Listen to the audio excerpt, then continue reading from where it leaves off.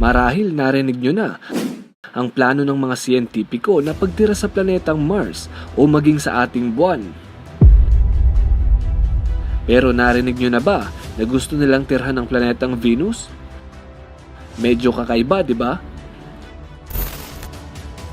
Bakit nga naman tayo lalayo pa sa Mars nandito lang naman ang Venus na halos katabi lang natin? Mas maganda pang araw itong tirhan dahil halos kaparehas ito ng Earth kapag pinag-usapan natin ng sukat at komposisyon nito. Hindi gaya ng sa Mars na mas maliit at mas malayo. Ang NASA ay nakapagpadala na ng hindi bababa sa 10 orbiters at mga rovers sa planetang Mars, pero 2 beses pa lang silang nagpadala sa Venus. Labas pa sa bilang na ito ang galing sa iba't ibang bansa. Maraming siyentipiko na ang nagpasa ng proposal sa NASA na pagtuunan ng pansin ng Venus. Umabot na sa 30 ang magkakaibang proposal mula sa mga sikat na siyentipiko, pero wala ni isa ang inaprubahan dito ng NASA. Sinabi pa nga ng ilang mga scientists na kung may budget lamang sila ay marahil marami na silang natuklasan. Ayaw itong paggastosan ng NASA dahil alam nilang magiging mas magastos ang pag-aaral sa planetang ito. Mas dapat daw nilang pagbigyan ng pansin ang kanilang pagsasaliksik sa planetang Mars. Pero bakit nga ba pinagpipilitan ng mga siyentipiko na mas kaya nating tumira sa Venus samantalang napakainit sa planetang ito? Bakit sinabi nilang may nakatira na raw dito?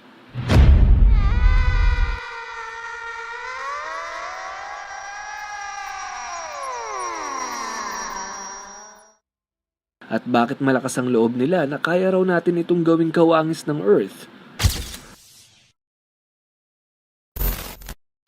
Parang mahirap paniwalaan, pero kung tatapusin mo ang videong ito ay maiintindihan mo ng buo. Misteryo at bagong pag-aaral sa Venus, yan ang ating aalamin.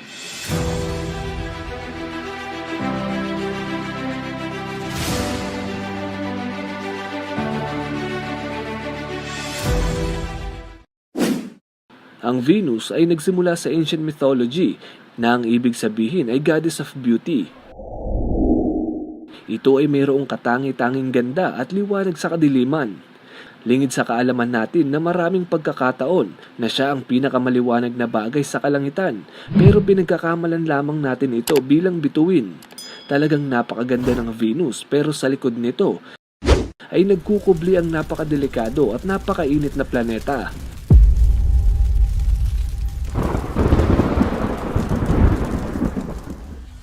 Ang Venus ay nag-iisa sa ating solar system na mayroong pabaliktad na ikot. Ang normal na ikot ng isang planeta ay counterclockwise o salungat sa ikot ng relo. Samantalang ang Venus ay umiikot ng clockwise o kaparehas ng ikot ng ating mga orasan. Magpasa hanggang ngayon ay wala pa tayong matibay na ebidensya kung bakit baliktad ang ikot nito. Ang ilan ay nagsasabing may kung ano raw na bumangga rito kaya ito bumaliktad. Ang iba naman ay sinasabi na hindi baliktad ang ikot ng Venus, kung hindi, ang planeta mismo ang nakabaliktad. Ang North Pole ay nasa ibaba at ang South Pole naman ay nasa itaas. Medyo nakakalito, di ba? Kung tutuusin ay napakarami pang teorya patungkol dito, pero hindi na natin iisa-isahin pa dahil wala naman silang sapat na pag-aaral. Okay. Ang Venus ay mas malapit na planeta sa atin kumpara sa Mars. Pangalawa lamang ito sa ating solar system, pero ito ang pinakamainit sa lahat. Nakukulong ang init dito dahil sa makapal nitong atmosphere kumpara sa Mercury na napakanipis lamang. Sa sobrang init dito sa Venus ay madaling matunaw sa surface nito ang mga mahinang nilalang gaya mo. Mahinang klase ng bakal gaya ng lead at ng zinc. Ang planetang ito ay tinuturing na sister twin ng Earth. Kambal ito ng ating planeta dahil halos parehas sila ng sukat, mas maliit lamang ng kaunti. Komposisyon, parehong may iron core, mainit na mantle, at mabatong kalupaan. At higit sa lahat, pareho silang may atmosphere. Ang malaking pagkakaiba lamang ay ang kapatagan nito. Napakaraming bulkan sa Venus na halos tabi-tabi.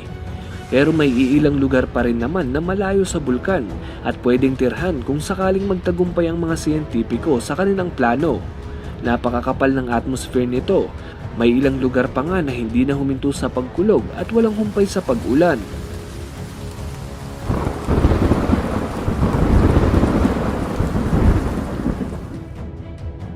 Kapag tumalon ka sa Venus ay para kang nasa ilalim ng dagat dahil sa lakas ng pressure nito. Ang atmosphere nito ay binubuo ng napakakapal na greenhouse gases. Ito yung mga gases na naiipon sa ating atmosphere at maaaring magdulot ng greenhouse effect, gaya na lang ng carbon dioxide, methane at marami pang iba. Sa mga hindi pa nakakaalam kung ano ang greenhouse effect, ito ay pagkakakulong ng init sa isang planeta. Tignan ang larawang ito. Ang Earth ay may kakayahang ibalik palabas ang ilang bahagi ng init at ng liwanag na nagmumula sa araw. Samantalang ang Venus ay walang kakayahang gawin ito dahil makapal ang kanyang atmosphere. Kung baga, mayroong napakakapal na kumot ang nakapatong sa kanya. Banta naman ng mga eksperto na hindi malabong magaya tayo sa Venus sa hinaharap dahil sa araw-araw na greenhouse gases na napupunta sa ating atmosphere. Ilang halimbawa ng mga ito ay mga usok mula sa pabrika at mga sasakyan. Kaya payo ko sa inyo mga kapantas ay iwasan ng anumang bagay na lumilikha ng hindi maganda para sa ating kalikasan. Huwag magsiga ng mga basura at iwasan ng paninigarilyo. Tignan nyo na lang ang Venus. Mayroon itong extreme global warming na kung saan walang kakayahang mabuhay ang anumang hayop o bakterya dito, lalo na tayong mga tao. Pero bakit pinagpipilitan ng mga siyentipiko na kaya raw natin itong baguhin at gawing pangalawang tirahan? Sinabi pa nila na may nakatira na raw sa Venus? Daanin natin ito sa ating question of the day. Ano ang tinutukoy ng mga siyentipiko na nabubuhay sa planetang Venus? A. Virus. B. Alien. C. Uri ng halaman. D. Bakterya.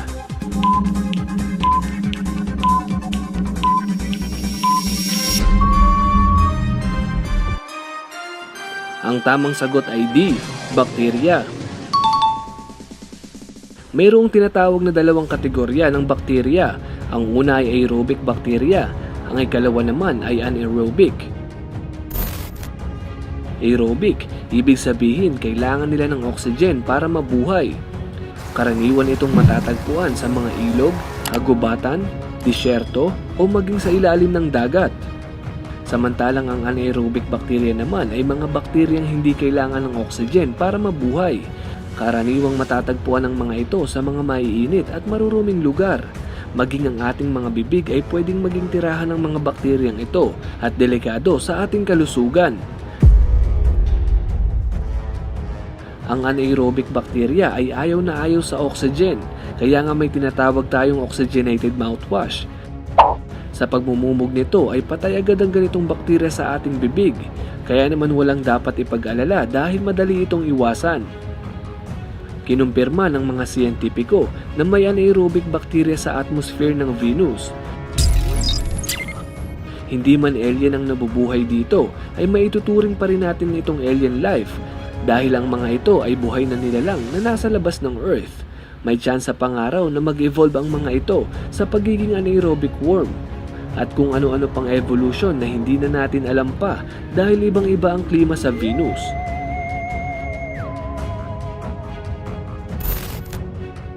Ngayon naman ay pag-usapan natin kung papaano gagawin ng mga siyentipiko ang pag-terraform sa Venus. Ano ba ang terraforming? Ito ay salitang Ingles na ang ibig sabihin ay pagbago sa isang planeta at gawing katulad ng Earth. Hindi lang katulad sa pisikal na aspeto o gawing kamukha ng Earth, kung hindi gawin itong planeta na kayang sumuporta sa buhay at pwedeng tirhan ng tao. Pero paano ba nila ito gagawin? May tinatawag silang reverse the greenhouse effect. Pababalikin daw nila ang Venus sa dati nitong anyo. Tinatayang 715 million years ago ay halos katulad daw ito ng Earth. May sapat na temperatura, may mga ilog, bukal, at may maaliwalas na kalangitan. May tsansa pang araw na may dating kagubatan ang planetang ito, pero dahil sa pagkakulob nito ay unti-unti raw itong nasira. Sinabi ng ilan na posible raw itong ibalik sa dati nitong anyo sa pamamagitan ng tinatawag na reverse the greenhouse effect. Unti-unti nilang palalamigin ang planetang Venus. Pero tutol ang marami dito kaya hindi ito masimulan. Giit nila na dapat silang maniwala na mas madaling i-terraform ang Venus kumpara sa Mars dahil halos parehas lang ang gravity nito sa Earth, hindi gaya ng sa Mars na di hamak na mas mahina. May 3 hakbang ang mga siyentipiko sa programang ito. Una, babawasan daw nila ang atmospheric pressure o paninipisin ng paunti-unti ang napakakapal na atmosphere ng Venus. Ikalawa, pababain ang temperatura. Ikatlo, i-convert ang atmosphere into oxygen para makahinga ang mga taong titira dito. Ito si Carl Sagan. Siya ay isa sa mga siyentipikong nagsulong ng ideyang ito na maaari palang tirhan ng Venus. Noong una nilang sinangguni ang programang ito ay marami na agad ang tumutol, pero pakiusap nila na sapat na budget lamang ang kanilang kailangan para masimulan ito. Ang nag-iisang susi para magawa ito ay ang tinatawag na cyanobacteria. Sinabi nila na kailangan lang nila ng marami nito upang ang Venus ay gawing kawangis ng ating planeta. Sa mga hindi nakakaalam, ang cyanobacteria ay microscopic organism na matatagpuan sa lahat ng uri ng tubig. Nakakapag-produce ito ng makapal na oxygen na siya namang nalalanghap natin ngayon. Kilala ito bilang blue-green algae at ang karamihan nito ay nasa karagatan. Ito ang dahilan kung bakit makapal ang oxygen ng ating planeta. Ibig sabihin mga kapantas, kung puputulin man ang lahat ng puno sa kalupaan ay makakahinga pa rin tayo dahil halos 80% ng oxygen dito sa Earth ay galing sa mga cyanobacteria. Pero hindi ibig sabihin nito ay pwede na tayong magputol ng puno dahil maaari tayong mamatay sa init kapag nangyari ito. Ang blue-green algae na ito ay parang halaman din. Kailangan nila ng sinag ng araw para makagawa ng kanilang pagkain. Kaya naisip ni Carl Sagan na kung magpapadala tayo ng napakaraming cyanobacteria sa Venus ay unti-unting mababawasan ang init nito. At hindi lang yon, sinabi niyang unti-unti ring kakapal ang oxygen dito sa mga oras ng makayanan ng dumami ng mga blue-green algae na ito. Ang mga scientist na ito ay handang gumastos ng bilyon-bilyon para sa mga pagtuklas, samantalang dito sa ating channel ay libre lang ang matuto. Marami pa tayong i-upload mga kapantas kaya antay-antay lang. Kung nabitin ka sa videong ito ay gumawa na rin ako ng related video. Sinabi sa isa kong video na Jupiter daw ang dahilan kung bakit uminit ng gusto ang Venus. Aba, meron palang dapat sisihin. Kung gusto mo itong mapanood ay ilalagay ko sa dulo. Yun lamang po para sa videong ito. Uli, ako si Mr. Pantas at sa channel na ito, libre ang matuto.